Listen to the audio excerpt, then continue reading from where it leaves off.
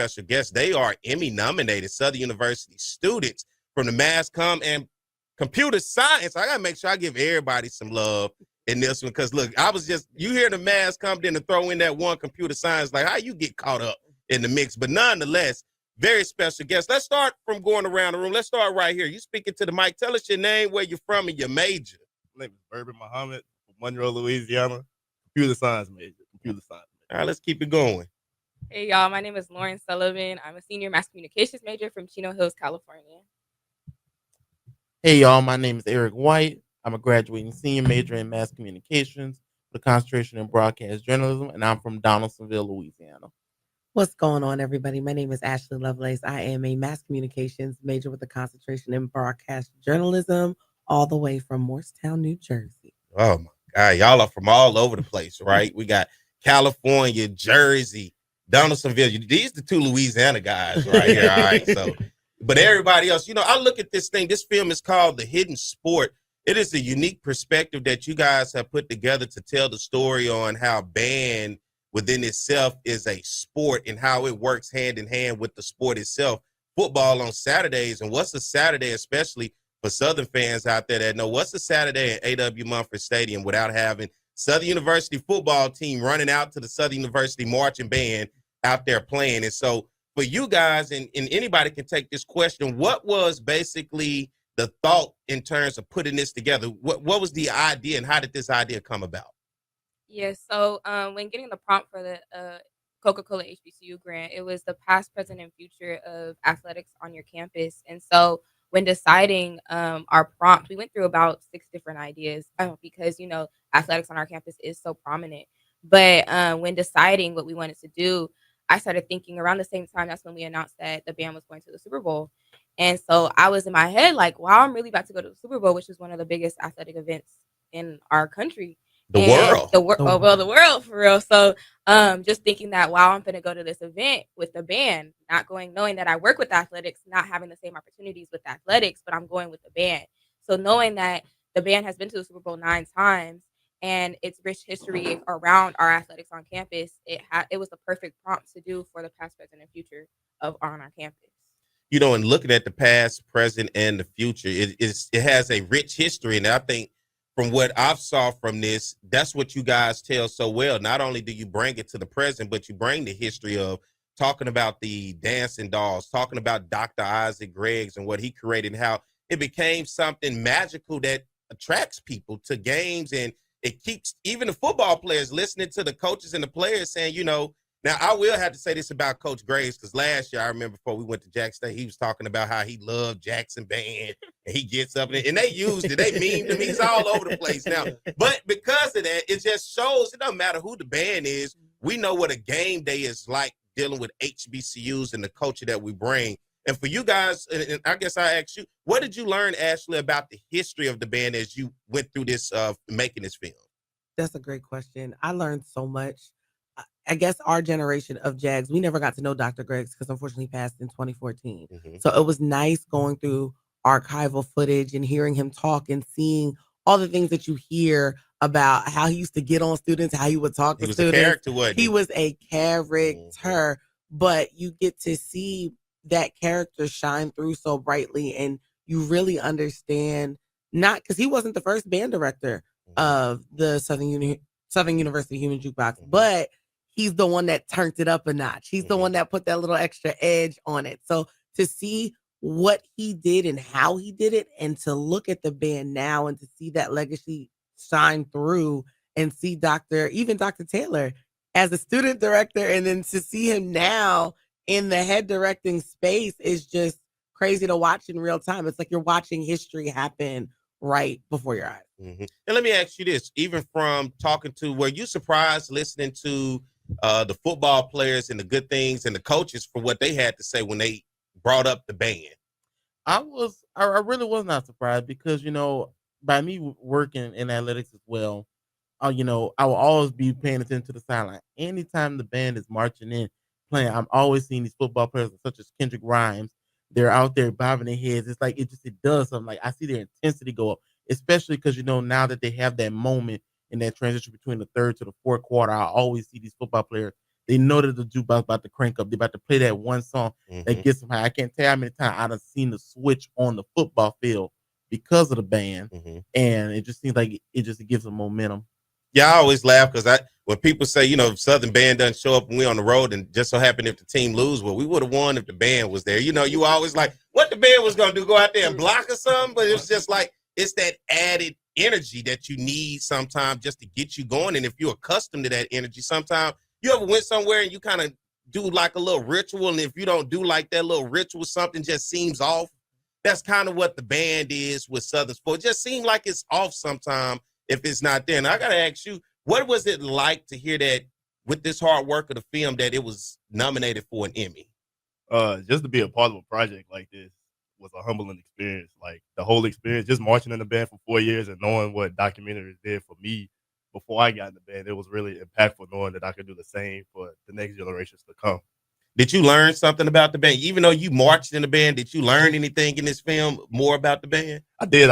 It gave me a lot of perspective from like how football players really feel about the band. Because we always marching in the band, you sometimes feel like you don't get the type of love that you get from the football team, from the fans. But hearing the interviews from the football team and hearing the interviews from the coaches, it gave me a lot of confidence knowing that our hard work didn't go unnoticed.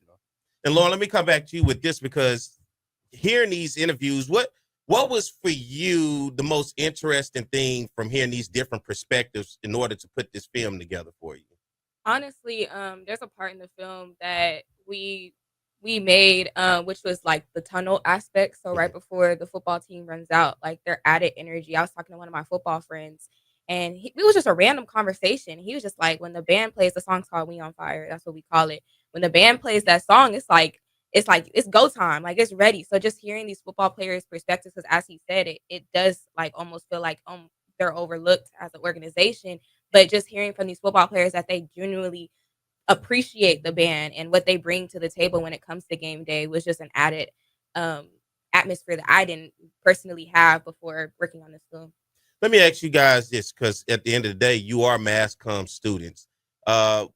What are your thoughts when you look at Southern University's mass comm department? Because although this was with students from the mass comm department, it wasn't led by the mass comm department. This is something you guys kind of came together on your own. Mass comm is kind of getting the credit for it because you are the students out of that department, but this was not a school-led, basically project, right? It wasn't. Okay. So this is what I will say. I love my SU mass comm department, but what I will say is that it is still growing and it's still evolving. So in a lot of situations, we have to create our own opportunities. And our interim chair, Dr. Yolanda Campbell, she's great at keeping those relationships so opportunities can keep going. But the students have done the groundwork to find those opportunities so we can continue that pipeline, if that makes any sense. So with this project, when the idea came up, we're like, well, why can't we do it? Just because it's a small department, it's small but mighty. So the goal is that with mass comm students seeing us do this, that we can create a pipeline so that other people are inspired to keep it going. There should be no reason why a submission for this program shouldn't be happening every single year coming out of SU. Like, if we can do it, if we can come together and come with a creative idea, the next group behind us should be able to do the same thing. Like, this project is going to put mass comm on the map, and it's going to be up to the students to keep it going. And then I hold administration accountable as well, because when you have students who are creative enough, that just lets you know the campus is full of creative students. It's just all about, do they have the support of people that's behind them to back it? Because you could put something out there, but would the school or would anybody else be willing to say, hey, these are our students, or do you have to do it independently, what they say, grassroots, and just try to gain attention and attraction yourself? Because I could say it personally for myself as a student in political science, I didn't have a mass comm background, but when I was a student, I saw the age of digital media coming into the forefront. And it was kind of transition where, of course, nothing wrong with the SU Digest. Still to this day, I love to read paper copies or whatever, but I realized with the age of the phones growing, people were growing more into watching. The attention span became shorter because you had a lot more information to look at and not just sit and look at what you had in front of you from a paper. So I started on the yard when I was on campus, and it was telling the stories of the students, the alums, and the administration. Well, the issue that I had was I felt at that time it was before its time because people had not on Southern's campus understood this new age of digital media. They still wanted the old school way, and that was the way that everybody still thought. And so as I was trying to push the digital media on campus, I realized I was getting more support from away from campus. I had students from Howard and Hampton hitting me up, and they was actually writing about me in their paper on their campus saying, hey, have y'all paid attention to this? So a lot of times we'll find out you'll get more love away from and more support away from home than what you would think you would get from your home base. But what's so exciting for me when it comes to you guys is to realize that those creative minds are still walking the campus. And it's very much way I jumped out in uncharted territory to do something different. And it came with backlash because it was different. People didn't understand it at the time. But you stick with it, and it's good for me to still see that those minds are willing to jump off the porch, whether to, I guess, look at support it or not. And I say support because the department itself didn't support it, but you guys did what you need to do. And guess what? It makes this department moving forward looks great. That's something they can forever use. And that's why I say I hold the administration accountable moving forward. This now should show that the type of students that we have on that campus have a mindset to be able to put us in position to be able to have films that are Emmy nominated. That's something that you can brag and gloat about. And that's something that should help take you. Because look, we do it with the nursing department. Hey, we take them to the governor's office and we brag. We say we got the best nursing program in the nation. Why do we have to do it? We got plenty of programs showing with the mass comm department. And hopefully this takes it to the next level to where the administration and everybody realize maybe we should take this serious and maybe we should understand our students. Because like my mom once told me, she said, man, you in this world of media, but the thing about it, you didn't learn it through a book. You learned it on your own. So there's a difference when they want you to be one way than when you learn it kind of on your own and you kind of open to all ways.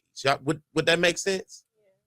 Yeah. Honestly, we this whole film was either from my equipment personally, bought for myself, or from the resources that I gained from Jukebox Media. I know 3 of us are on Jukebox Media, just thankful for those resources. But imagine the product that could come out of Southern University if those resources were allocated to so many students on campus. Because we hold our Jukebox Media informational every year, and half the room doesn't have equipment. That's not going to stop us from intaking the people that we see potential in. But just imagine if all those students in that room had the equipment that they needed for the stuff. Like, for example, in the mass communication department, I personally have equipment that is more advanced than the equipment that's allocated towards us. That shouldn't be a thing. So just getting those resources back, and that's a big thing about our project, is investing back into the arts. Because if the investment was back into the arts, we would have so many different people who have the pipeline just like we had to be able to do something like this. And that's an interesting perspective because you guys are the students. You go to class, you work with your colleagues, and you work with these professors. And the thing about recruiting the next generation, you guys get there and you see, and you like, this looks a little outdated. These things that for us to be creative the way we want to be in the world today, we need more investment into our program. You got something to say? Yeah, we had a pretty transparent conversation yesterday. I got a perspective of like what they go through in the mass comm department. One thing I've learned, we have so much creativity on campus, but if the resources match the creativity, so much great things could come out of Southern. And I really wanted this project to just show how much creativity Southern had. But if they really had the resources to support the creativity, it will put Southern, every department, and everybody else in such a great light. And it's like it's enough on the table for everybody to eat, to be honest, but you just got to accommodate everybody with the creativity, Because there's always stories to tell at HBCUs with a rich history and legacy. And those stories need to be told. And to tell them, sometimes you got to get a camera, you got to get a mic, you got to get some lights, and you got to be able to get that person and sit down. And not only that, there's so many different ways to tell the story. So like for me, when I get invited to like SEC schools and I go to a lot of stuff that they do, I look at the students and I look at the value that those students put into being excited about being a part of it. Take athletics, for example. Those students want to be a part of everything athletics has going on, whether it's filming the games, whether it's taking pictures, whether it's just the contact person when you show up there. most people who are in the positions that are actually working, you won't even see them. You're going to interact with the student. The only time you're going to see them if it goes beyond the student to where the student needs immediate help to handle a situation. For me, I always said Southern has to do a better job at involving its students and making it look. Just don't say, hey, can you do it? And then it's just free. It turned it into an internship where I can put that on my resume. Give me work study.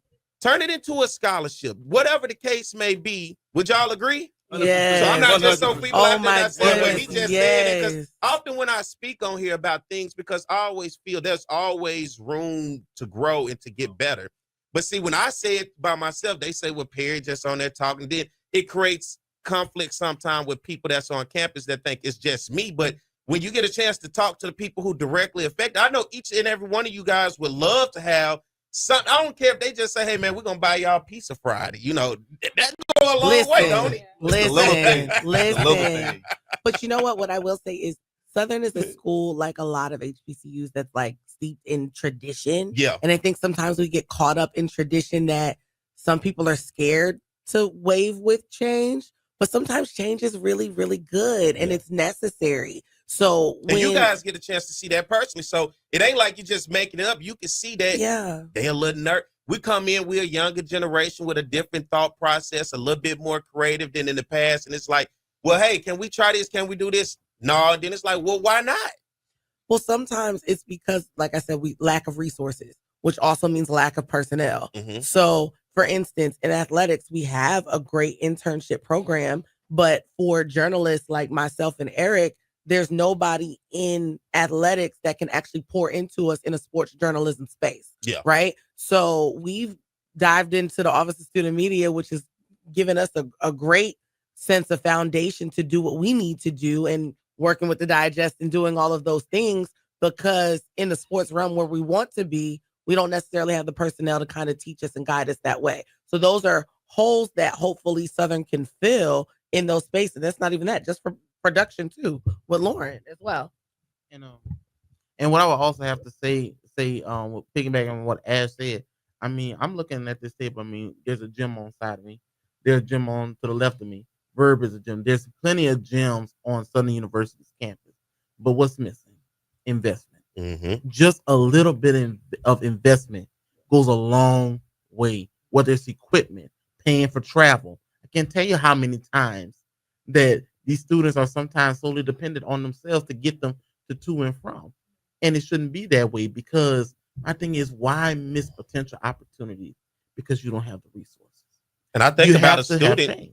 Think about students who are looking at that department and their idea of what they want it to be and what they want to grow from in that department. But, you know, you kind of got to venture out and do things on your own. And listen, I understand, you know, you get funding cuts, but you got a department nonetheless. The department is still there. And at the end of the day, I could talk about the cuts here, I could talk about the cuts there, but some type of way, this film still was able to be made without all of that, right? Hello. Absolutely. It's honestly, that's another part, like a part of the HBCU Coca-Cola Emmy project is that if we do win, well, we're proclaiming it. When we do win, we will receive. Yeah, speak that. Yes, amen. We will receive $40,000, and so a part of that is, well, one big thing that we all had is we wanted to invest, because if we talking about investment, us getting so much money, we wanted to make sure that we were going to invest back into the programs that invested in us.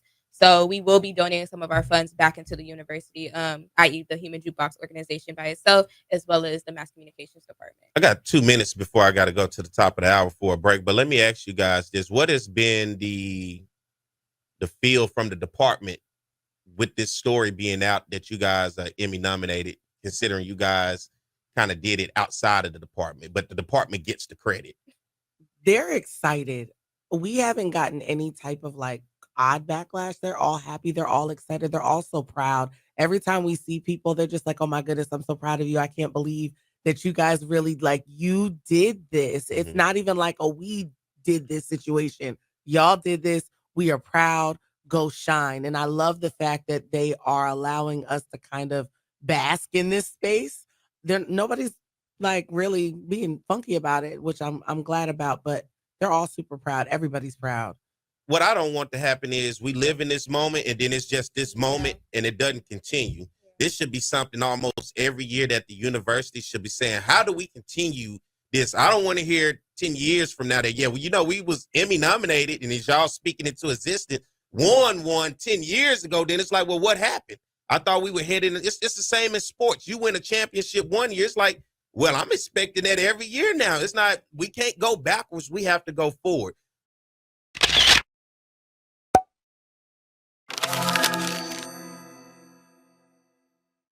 And they have a film called The Hidden Sport, which is a very, very unique perspective of band, football, and what we know as HBCU culture. And I tell people all the time, these huge games, take the Bayou Classic, the Magic City Classic, the Florida Classic, the State Fair Classic.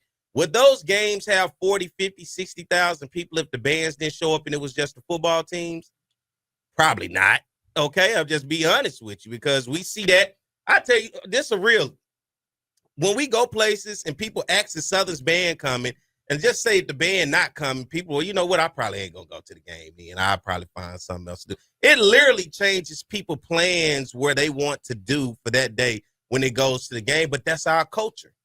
That's what we are when it comes to HBCU sports. So good morning. Glad to have you guys in here. You guys did the first hour with me, and I'm thankful that you guys want to stick around. I know it's early, but y'all should be good. Y'all take them 8 o'clock classes. You got them 8 a.m. classes, or y'all? Not this semester. Okay, you want that after lunch? You want when the union jumping, and you got to make that choice. Do I go to class, or I'm gonna stay out here for like 10, 15 more minutes? All right. I had a 9 a.m. Okay, that's good. Good job. See, you get them out the way. I learned that early. See, when I first started college, I wanted all those midday classes. Then I realized that's all they get active about midday. I need to be active because the distractions are out. Come on now. So I go ahead and get my classes out the way early, right? And then I get distracted later. But thank you guys for coming in, and the fact that congratulations to you guys being Emmy nominated for a film called The Hidden Sport. Let's go around one more time. You guys tell me your name, your major, and where you're from, so people out there get to know you guys. What's going on, everybody? My name is Ashley Lovelace. I'm a mass communications major with a concentration in broadcast journalism, and I hail all the way from Morristown, New Jersey. Oh, New Jersey. Hello, everyone. My name is Eric White. I'm a graduating senior majoring in mass communications with a concentration in broadcast journalism, and I am from Donaldsonville, Louisiana. That's my cousin from Donaldsonville. You know, I'm like he part of the whites. We ain't been to the family reunion in a while, but he the other one over down there. So I know some folks down in Donaldsonville. Hey y'all, my name is Lauren Sullivan. I'm a senior mass comm major from Chino Hills, California. Chino Hills, you know LeVar Ball? Okay, I know he was running Chino. It was Mr. Chino. Okay. Good morning, good afternoon. Whenever you're watching this, my name is Verba Muhammad from Monroe, Louisiana, computer science major. Just happy to be here. Good. You're the only oddball out the group because computer science and the rest are mass comm. So how you even got in this computer science? Just my perspective. Well, Lauren, I'm a giver. Like, I always love helping, whenever I see Lauren doing something. So they needed a band member to fill in the spot, and we couldn't get access to him. So I just filled in, and everything else kind of snowballed from like my perspective in the band, my knowledge from the technical side of things, going through the drives, everything else just kind of snowballed.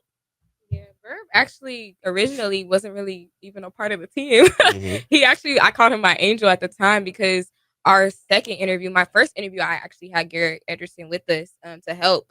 But my second interview, Garrett had a shoot, so he wasn't able to be there. And Verb just so happened to come into the band hall.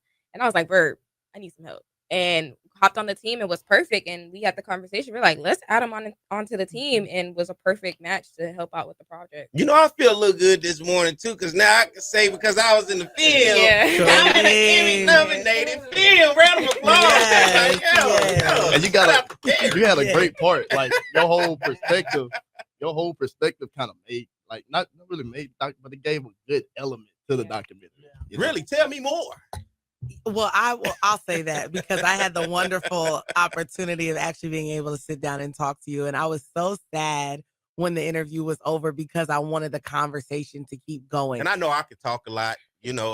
But 45 here's minute the thing, though. Yeah. Was that the longest of everybody? Yeah. But to be truth be told, we could have probably made a whole separate film just off of your interview and the points that you made and the things that you spoke about, because it's all real. Like, I think we can't live in this utopian world where it's just like HBCU world is this one big block party and we enjoy ourselves, we have fun, which we do, but there are things that we need to work on. There are things that we need to talk about and we need to bring to the forefront. And I think this film gives a great viewpoint of a conversation that needs to be had. And the band is the heartbeat of athletics at HBCUs.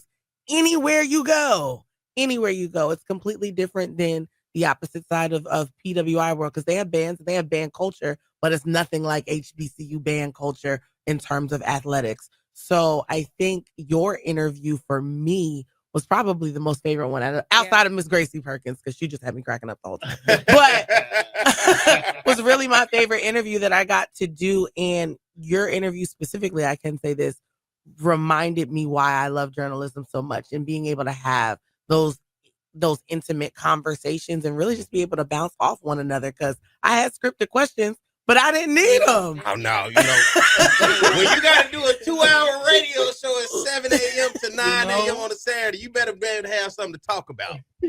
But I mean, relating to you, oftentimes, me, Ash, Sydney, we're journalists, and we're often coined, the journalist they're in control, they tell the story. But no, sir, your interview came in and said we're putting all that to bed.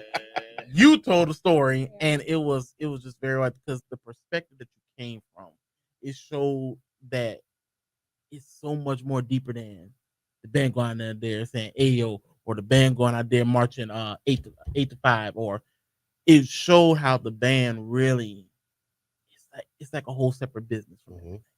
It like so much goes into it, and trust me, I experienced that side. But the way how you explained it, it fit. I think you spoke on every band member, and I think you also spoke on how every fan feels about the band.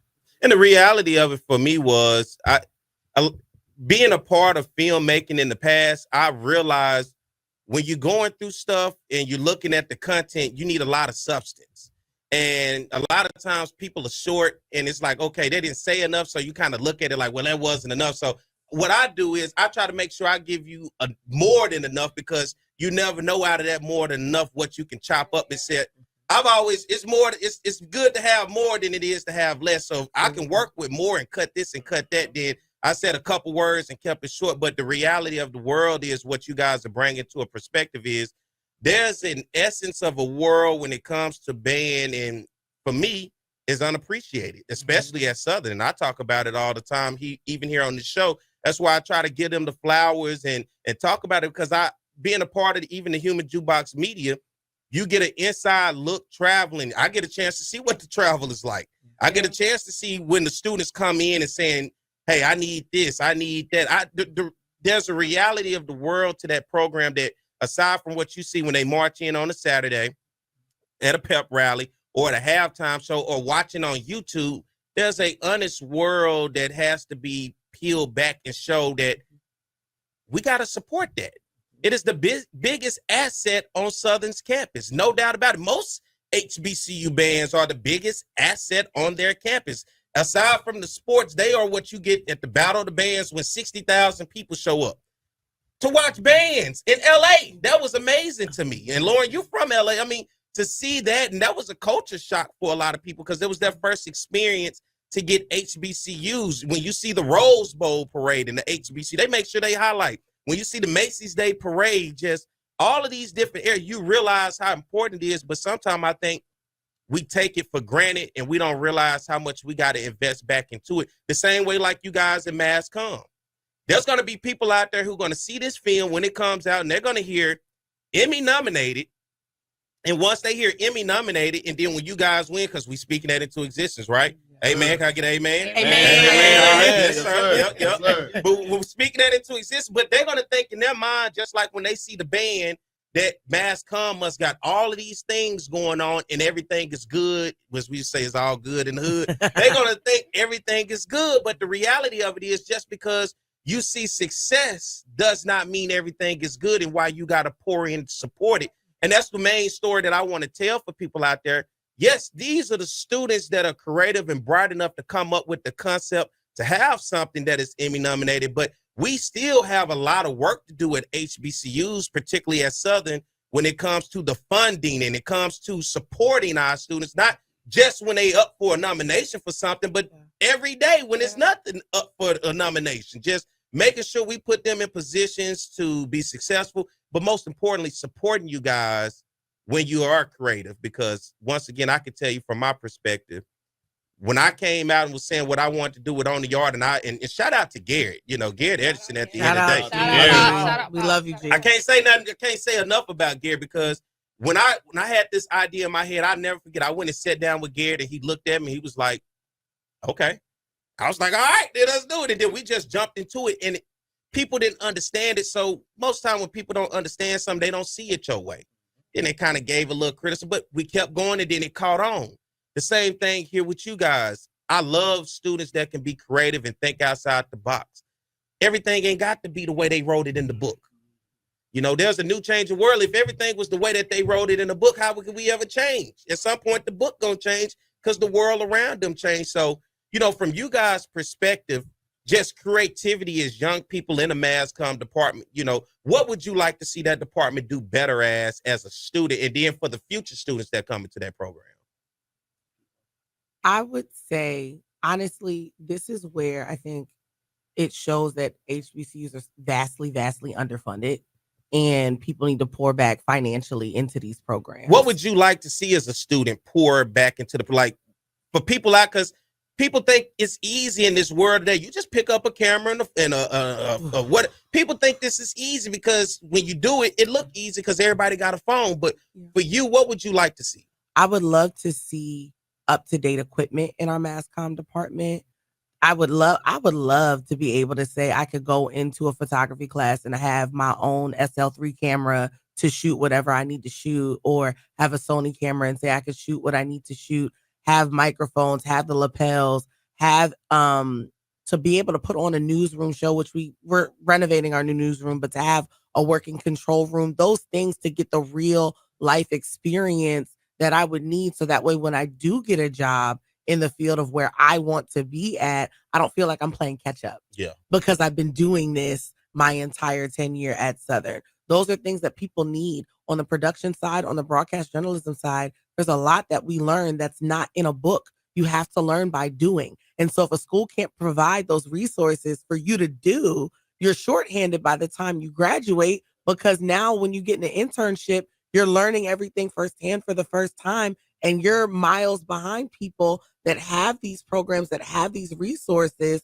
like the FAMUs, the Jackson States, the Howards, the Hamptons, the North Carolina A&Ts, that have these journalism schools, even like colleges of journalism, that we don't have, and the resources. That's what I would love to see, but our school needs to see value in that. We're more than just an ag school. We're more than just College of Business. We're more than just nursing. We have a mass comm department. We have these creative minds. We have a computer science department. We have these creative minds. We have to pour back into it. And that the alumni needs to see the value in that. And hopefully this project will do that. Let me do this right quick. Let's go to the phone lines right quick. You said we got somebody on the line. Let's go. CJ, good morning. How you doing? Good morning, Terry, and good morning to your talented group. And that's I would like to say a few things, because the group you have there is speaking a lot of truth, speaking a lot of things that need to be spoken about. But one of the things I like to bring to the table, no matter what all your accomplishments that you have made, is one thing that I haven't heard from the group that's speaking right now, and that is the funding. How do you go about creating things that are so good, that has winning so many awards, but when it comes down to the things that you lack, it's the money. So how are we able to get this group that you got right there right now that is very talented? If I were to say, look, if I give you $20,000, can you make it be $100,000? That way I can see you fund what yourself doing, then you have something to really be proud about. I'm the one that worked with Perry with the Jaguar Jones show. I would love to do and take what you are presenting and make it turn into money. Now, take it or leave it. But I didn't hear anybody say anything about the funding. Can you do it or you can't?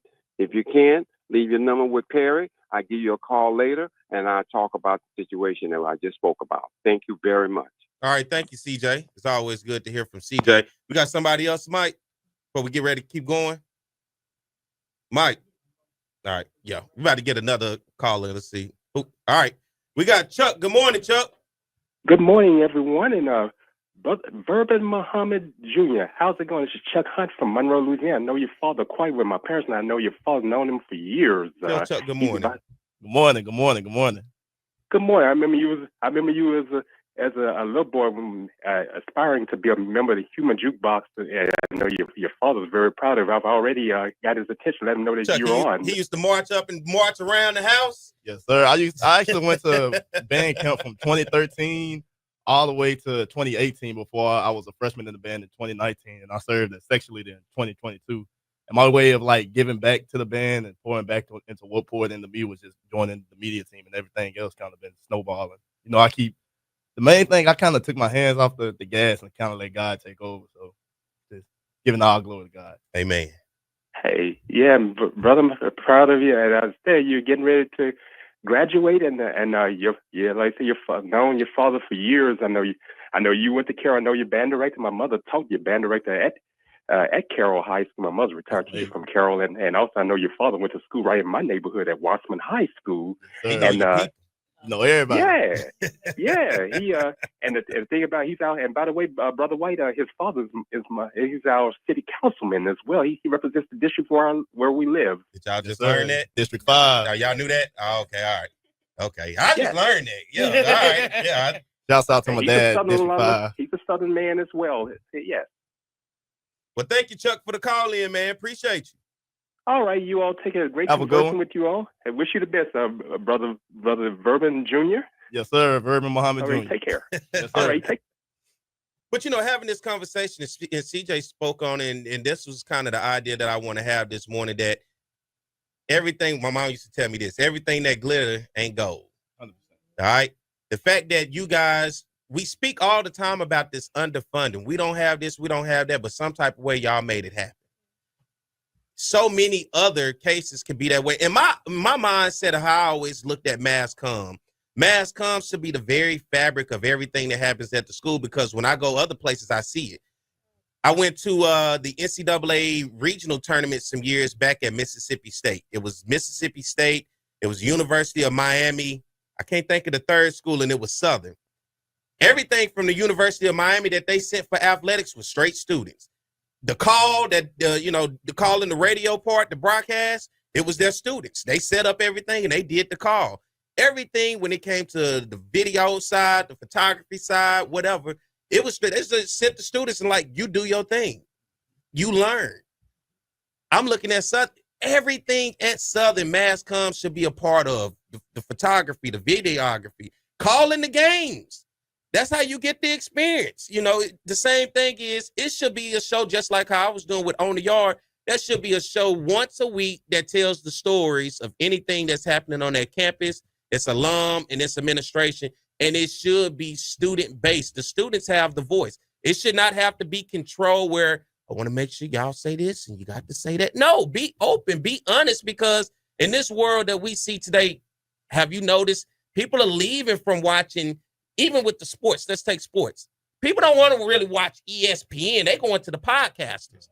I want to hear like we talking in the barbershop, like I'm talking with my partner. I want to hear the real. Don't tell me because you're trying to, protect the corporation and be politically correct. You keeping it 100, and that's what people want. And I think all of that should culminate to create that environment on campus that I think could be successful. But once again, the school has to understand Emmy nominated. Let's circle that. Let's put that up and let's put bright lights around it and realize, let's not let that be a moment. Let's let that be the standard. It cannot be the moment. It can't just be right here where we discuss it. And then next year it's like, we won an Emmy last year, or we was nominated for one. Well, what about this year? Because next time it may not be the students who have the gear to go out and do it on their own. They may need the support from that department, and that department has to be able to give them those resources to be able to be successful. And then even going back to what I forgot what his name was on CJ. the phone, CJ, like him saying, like, if I gave you these $20,000, how can you turn that into maybe $100,000? In this time, media is doing so much. We have influencers eating on camera, making $10,000 to $20,000 just from that one video. Why are we not using that resource at our campus to do the same thing? You know, for example, me, like just even being able to have my own equipment. I've started a business that has created my most viewed video with the school has over 400, 500,000 views. Those views allocate funds. Every single view that's on that video is allocating funds towards a university. So why are we not putting that money down to make that multiply after the fact with these students who are doing the same things for themselves? And it makes sense because if you have students who doing this, what this would do for branding and marketing of the university. Yep. Did I say something right there? God, dog. I mean, it was like the whole room just. Let's do this right quick. Let's take a break. Mike, let's get me up for a break and we'll come back and we get ready to close things out.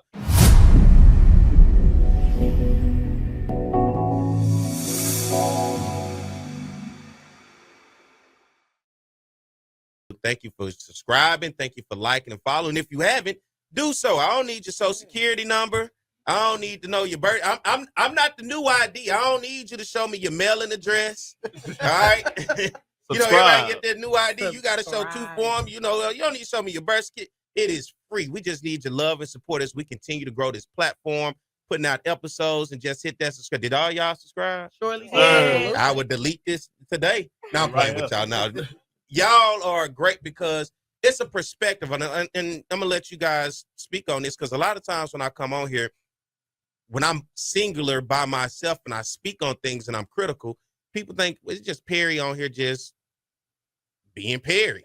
The idea is I speak the real because I'm not here to be politically correct. I'm here to keep it 100.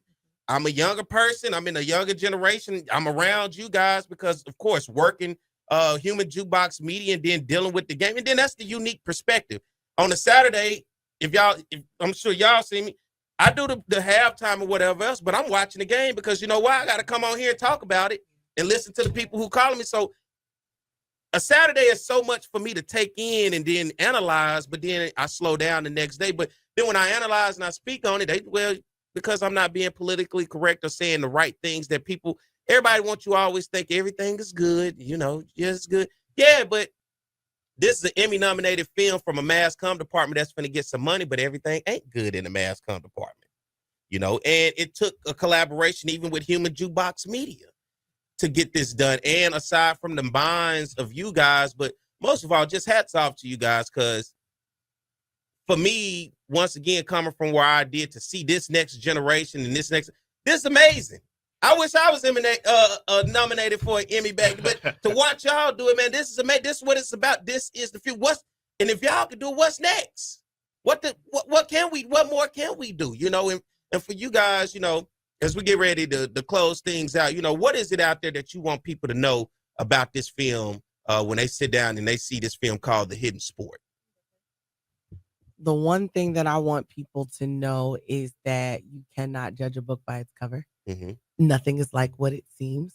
I know when Joseph Rogers, he said that we practice for 8 hours a day, my eyes got big. I was like, that's a full-time job. And you go to school like that. It's huge, but you don't think like that. I'm in the stands just like everybody else, just enjoying it, but you don't know the work that goes behind it. So I really hope that people take that home. Like these are students first and they put out so much. And I really believe that the school needs to put back into them as well. And to you guys as well. For me, biggest thing I want people to take away from this film is that, everybody has a gift. Everybody has a gift, but I think what's often confused is that they believe that, yes, a gift is natural. However, hard work is always having to be done. Mm-hmm. I feel like everything is a process. Band, of course, we see that finished product. We see them spelling out, names on the field. We see them making the score at halftime. But do we really see what's going on? Do we see the discipline that they're going through? Do we see the hard work and preparation, the nights, the sectionals that they have to do to get ready for Saturday or whatever event they may have to be at and play? Are we realizing how much sacrifice goes into their craft? Mm-hmm. That is a sport. And yes, I'm the one that came up with the name because of that, because I experienced that. Mm-hmm. I know what it's like when you have to put in those hours and put all that preparation time in. And it seems like it just show up and show out. But it's not quite that simple. So just bottom line is everybody can be somebody. You are somebody. But also remember, it's never easy. These people have to work just as hard. I guess biggest thing for me, especially being the creator, I'm very big on doing things with intent and being around this world of being a part of the band. You know, I have never played an instrument in my entire life, nowhere near that. But Put just you on being symbols or something. just being able to experience this life that a lot of people don't get to experience, the behind the scenes, and seeing how much hard work that these students do really put in. My biggest thing with this film is the whole investment back to it, investing back into the program. That's my biggest thing about taking something away from this film, and not just investing back into this program, but investing back into the arts as a whole. Because at the end of the day, you know, it might not be looked at something as important as something as athletics, but we are just as important, just as mighty, and our impact is just as strong. One of my key takeaways for sure was you got to act on your desires. I know Mr. Taylor talked about that. And just like Eric said, everybody has a gift and everybody has something that God put into them. But you got to act on those desires. You know, just marching in the band for 4 years, I wanted everybody to understand the perspective of the band. You know, that was my biggest thing. Nobody really, people see the band, people see the glory, but they don't understand the story. And you know, sometimes the dialogue, you take it as like somebody like bashing or hating, but it's really like perspective. Dialogue creates perspective, and perspective helps the overall product of everything and everybody. Kind of like iron sharpens iron. So you can have dialogue and you can have perspective. But one of my key takeaways from this film was understand people's perspective. Like everybody's not really saying things from like a negative heart. You know, people tell like these guys. These guys tell me things that I call it my mass comm crash course because I'm not a mass comm major, but I'm learning things because I'm open to perspective and I accept constructive criticism. So one of my key takeaways is accept constructive criticism because you know iron sharpens iron at the end of the day. And I'm 100% agree with everything that you guys said, especially with that. Just because somebody points out something does not mean it's something negative. It's just something that needs to be addressed. And when it needs to be addressed, listen to the people who are telling you it need to be addressed. The very people are the students. They're trying to put you in position so the next generation, the next group of students come in and feel motivated and feel like they have the support that they need and the value that backs behind them. And I hope, because I know people listen, we get board members that listen, we get administrators that listen on the campus. Somebody gonna say, oh, you know, they was talking negative this morning. Then somebody gonna say, man, those kids had a point. Yeah. And somebody needs to make sure we listen to those kids. And the fact that they made this film, the fact that this film has Southern University Emmy nominated. Y'all names ain't there. They are. What I'm saying, you they get are. what I'm saying. When y'all go up there, they're gonna say from Southern University. Yeah. Right. That's what they're gonna say. Y'all not like a singing group where it's just the group name is you know, but it's gonna say Southern University. So you're gonna go up there and you're gonna represent the university. You created something that's highlighting the university in a great light. The university has to then find a way to how do we invest back to make sure not only for your experience and the things that you need, but then for the next group up. And listen, I'm always here. I got into mass comm by way of default, but here I am. And I always have a perspective that, you know, when it comes to that department, I never even took a mass comm class a day in my life, but I'm passionate about it because I love the passion of creativity. I know what it's like to be creative and somebody don't see what your vision is because they're not you. And they'll tell you every reason why you can't do it instead of trying to give you one reason of why you can. You better preach there. You better come on now. You better. Hey, you know, my next calling might be a televangelist. I might get on TV and you call this number right now. Creflo Dollar Perry. Hey, I pray for you. Amen. Come on, want to thank you guys for coming in this morning. Listen, if y'all more than welcome anytime. If y'all just want to come in, hang out, be a part of the show, I promise you. You're more than welcome at any time. Now you see where I hang out. What you said when you walked in, you was like, I called it his sanctuary. This is my sanctuary. But it's an opportunity for your voice to be heard. And we realize people need their voice to be heard. You guys have made your voices heard with an Emmy-nominated film called The Hidden Sport. When will it be released for people out there to listen to or watch it? It will be released summer of 2025. And where can they find it at? It will be on YouTube. Okay, YouTube. Well, where on YouTube? It will be my page, Lauren Sullivan. You better tell the people who to follow. Where do they need to follow you? LORENSULLIVAN. She says she want them views, y'all. So y'all better tune in and follow it. So thank you guys for coming in this morning. More than welcome. I'm telling you, anytime y'all want, you come here, hang out, get on the show. That's what it's for, because y'all the next up. Same way I was the next up. Somebody's going to have to do it when we gone. So